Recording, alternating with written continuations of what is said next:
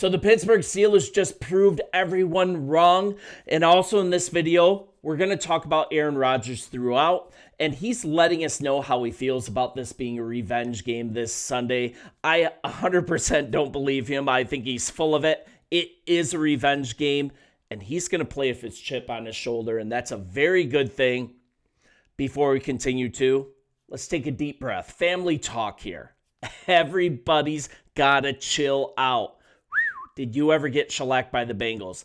Did the defense ever look terrible? Yes, absolutely it did. But during the regular season, this stuff happens. This team is going to gel. This defense is going to gel. I think you're going to be just fine. You're 4-2 and still in control of this division.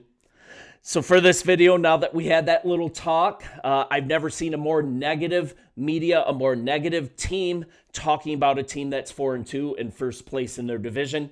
I think you guys need to chill. But let's look backward a little bit.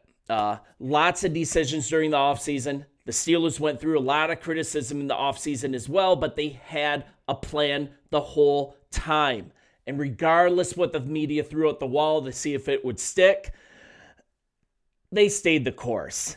The guy I'm talking about is Aaron Rodgers. And now for those of you that have been here, I'm not a big fan of Aaron Rodgers. I'm primarily a Bears guy. Justin Fields brought me here. I got interested in your team. Before I knew it, I was doing a Steelers channel to pair with my Bears channel. So I'm going to be the last person that's going to be a fan of Aaron Rodgers. I dislike him. But although I was critical of bringing him in, look at all the alternatives. Lots of people banging the table at the time to bring in Justin Fields and even Russell Wilson from last year.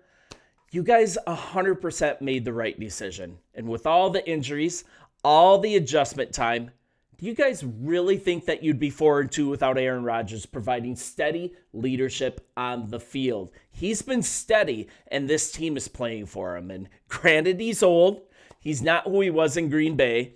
But as I said, even during the offseason, I said if he's even 80% of who he was in Green Bay, vintage Aaron Rodgers, this was a great move. And right now, Aaron Rodgers is 41 years old, and there's even chatter about him being in the MVP conversation. I mean, I saw a graphic during the game last night, and it showed the amount of touchdowns that are being thrown in the AFC, and Aaron Rodgers is right up there with 14 with the leaders. I think it's premature to talk about MVP talk. I think that's absolutely insane. But the simple fact that it's part of the conversation is pretty telling that you guys made the right decision. You're looking at a quarterback who's played gritty. He's carried this team to more than one victory this season. He nearly pulled another one off in one of the losses. Man, I'm a little under the weather, so give me a little bit of grace here. But you're looking at he's thrown 14 touchdowns, 5 picks this season, and he's led the Steelers to 2 30-point performances, 4 victories, and that includes the first revenge game in week 1 over the Jets at MetLife Stadium. So you're looking at all the power rankings. The Steelers are listed in the top 10 in most of them, and myself included, so many people still believe that they're a contender to win it all this year. So should have zero regrets about this decision.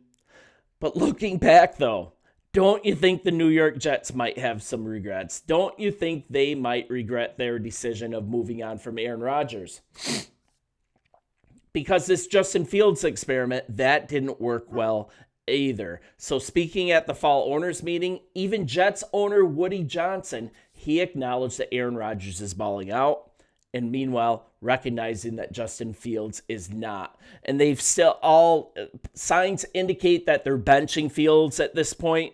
They're acknowledging the fact that perhaps he is not a starting caliber quarterback at this point in his career, possibly never was. But they're refusing to name a starter between him and Tyrod Taylor right now. So that's where we're at as far as Justin Fields. But let's look at what Johnson had to say.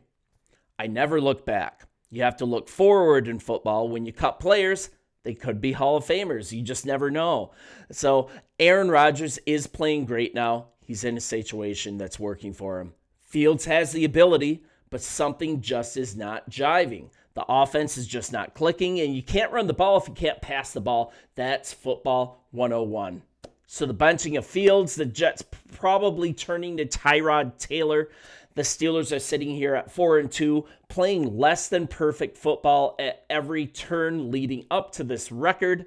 Got shellacked by the Bengals, but still move forward, go into Green Bay. This defense has the ability to be dominant. I think you guys are going to match up really well with Green Bay, and they've had their own issues. They've had a problem stopping other offenses. They really got lit up by Arizona last week. The Steelers have a puncher's chance, and especially with Aaron Rodgers playing with a chip on his shoulder. So once again, 14 touchdowns, 5 interceptions, 2 30-point performances. You guys are at 4-2. But I would say with this Aaron Rodgers edition, there was an element of luck. Because if you're going to be completely honest, if you go back to the team's postseason press conferences or talks, even during the NFL Combine, it looked like the goal was to sign Justin Fields to a deal, giving him a chance to prove himself to be the long-term quarterback as the team kind of shifted gears looking for a rookie possibly in 2026 or 2027 and have Fields be the bridge, right? But when it came down to it, Fields, he was the one that bailed. You could also say there's definitely some hard feelings over him being benched in favor of Russell Wilson and his moonballs. I thought it was a bad decision at the time. I think it was still a bad decision at the time. Fields had you guys I believe he had you guys at this exact record. But he ended up signing a bigger deal with the Jets, guaranteeing him more money, leaving the Steelers behind, and then Pittsburgh's pivoted.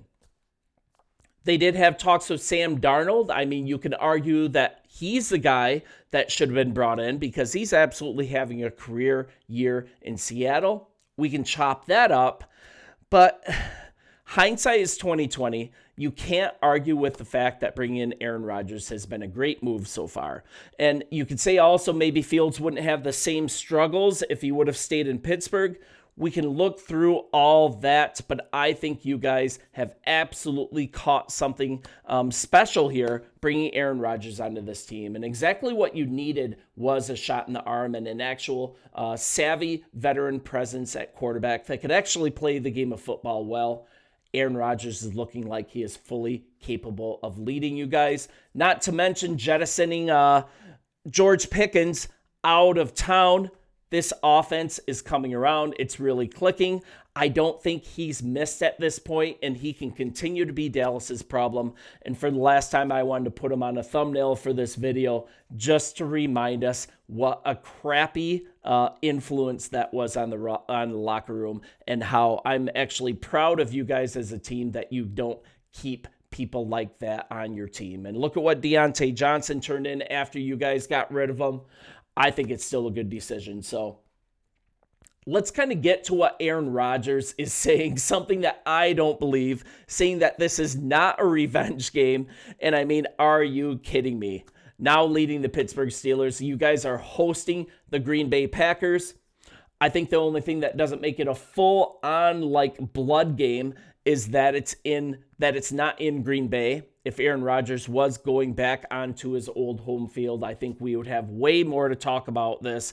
But I don't believe Rodgers for a second talking about this not being a revenge game. He talks back to where he lost his starting job, and now he's saying that it was expected. This is straight from Aaron. Well, Brett got traded, and then he went to one of the hated rivals. I was in New Jersey for a couple years. I don't have any animosity toward that organization. Obviously, I wish that things had been better in our last year there, but I have a great relationship with a lot of people still in that organization, and this is not a revenge game for me.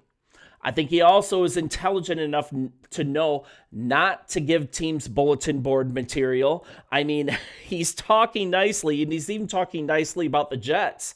He had so many good things to say about the organization until he won the game, and afterwards he talked mad trash about the Jets after the game, completely changed his tune, revealed that it was a revenge game, and I think his quote was, "There is nothing better in life than beating the New York Jets like I just did. Something to that effect. I don't think he has grown emotionally. I don't think he's become more spiritually mature, as he likes to say. This guy, he operates on petty. He always has. And I don't believe a second what he's saying here. Absence makes the heart grow fonder, maybe. I have a lot of great memories from my time there, a lot of great interactions with fans over the years.